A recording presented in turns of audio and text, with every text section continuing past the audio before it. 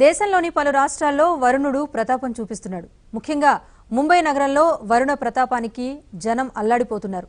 2005లో సంభవించిన భారీ వరదలను తలపించేలా అక్కడి పరిస్థితి నెలకొంది. భారీ వర్షాలకు తోడు ప్రచండ గాలులు కూడా ముంబై నగరాన్ని వణికిస్తున్నాయి. ముంబై కొంకన్ ప్రాంతాల్లో గంటకు 70 కిలోమీటర్ల వేగంతో ఈదురుగాలులు వీస్తున్నాయి.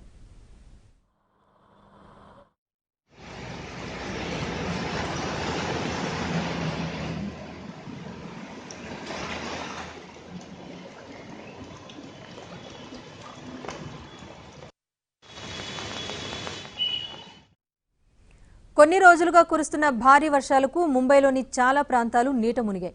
రహదారులు చెరువులను తలపిస్తున్నాయి. దాంతో వాహన రాకపోకలకు తీవ్ర ఇబ్బందులు నెలకొంటున్నాయి. ముంబైలో 12 గంటల వ్యవధిలోనే 215.8 మిల్లీమీటర్ల వర్షపాతం నమోదైంది.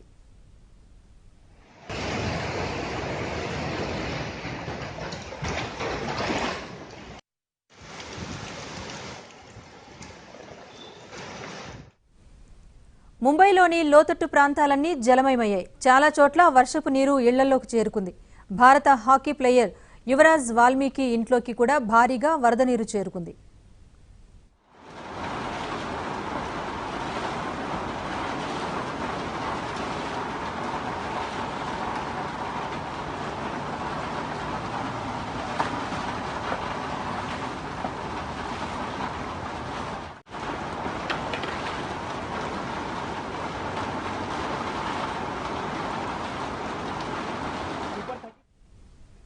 ముంబైతో పాటు రాయ్గఢ్, పాల్ఘర్, థానే జిల్లాల్లో వర్షాలు దంచు కొడుతున్నాయి. రత్నగిరి, సింధుదుర్గ్, పూణే, కొల్లాపూర్, సతారా జిల్లాల్లోనూ విస్తారంగా వర్షాలు కురుస్తున్నాయి. దాంతో అక్కడ వాతావరణ శాఖ అధికారులు ఆరెంజ్ అలర్ట్ను జారీ చేశారు.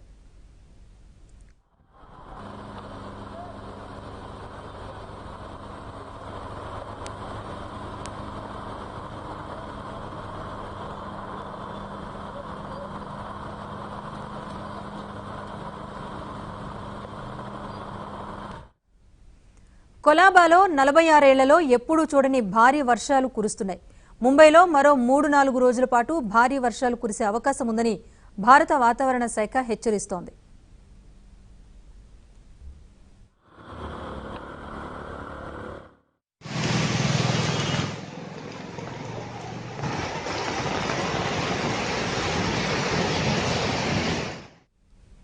ముంబై నగరంలో కురుస్తున్న భారీ వర్షాల కారణంగా రాయ్గఢ్లోని గోడ్ నది పొంగి ప్రవహిస్తూ ఉండటంతో ముంబై గోవా జాతీయ రహదారిని మూసివేశారు.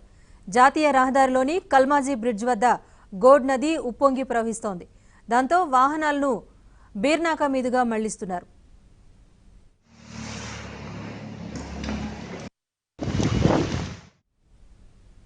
ఉత్తరాది రాష్ట్రాల పరిస్థితి ఇలా ఉంటే ఇటు దక్షిణాది రాష్ట్రాలను సైతం భారీ వర్షాలు కుదిపేస్తున్నాయి. కర్ణాటకలో పరిస్థితి తీవ్రంగా ఉంది. కొడుగు సహా పలు జిల్లాల్లో కురుస్తున్న వర్షాలకు జనజీవనం అస్తవ్యస్తమైంది.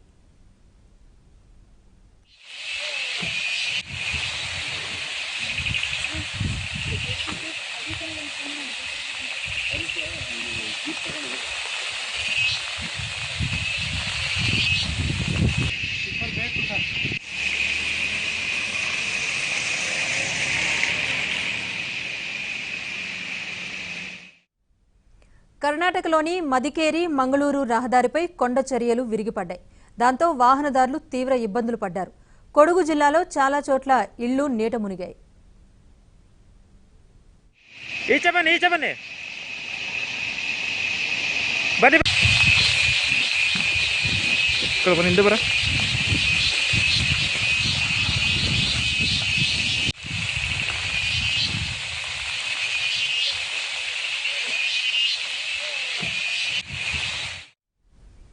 అటు రాజధాని ప్రాంతం బెంగళూరులోనూ వర్షాలు బీభత్సం సృష్టిస్తున్నాయి. భారీ వర్షాలకు ఓంనగర్, ఖాస్బాగ్, సహాపూర్తో పాటు బెల్గావ్ నగరంలో రహదారులు జలమయమయ్యాయి.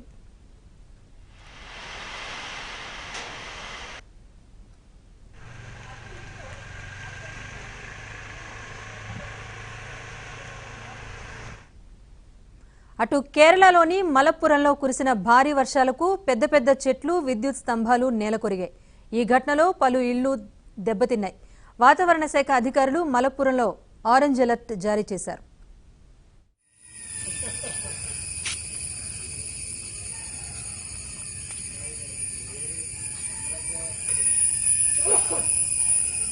ఇది